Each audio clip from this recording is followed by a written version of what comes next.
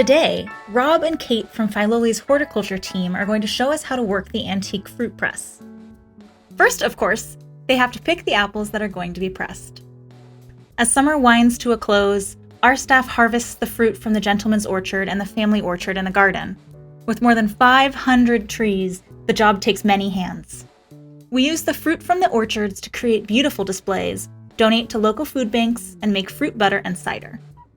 Here, Rob is using a special fruit-picking bag that opens at the bottom to let the apples rain out into the crate. People are always curious about the fruit on the ground. Apple and pear trees naturally shed fruit in the early summer. Animal and insect damage can also cause fruit to fall. Please leave fruit on the ground for critters to eat, and so it can add nutrients to the soil as it decomposes. Now that we've got our fruit, it's time to start putting them into the grinder.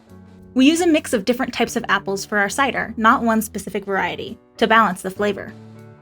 As Kate adds fruit, Rob cranks the wheel to turn it and crush the apples. All the mashed fruit falls down into the basket below. Turning the wheel can be quite a workout.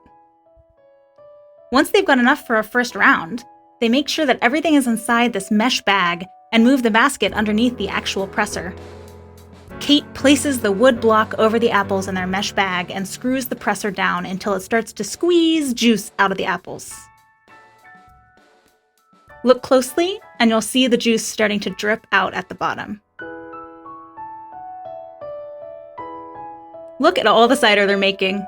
It's fresh and delicious. If you want to try some Filoli cider, head to the Clock Tower shop and pick up a bottle of our hard cider. Don't worry, it's made with an industrial press, not an antique one like this. Now it's time for Rob to enjoy the fruit of his labors.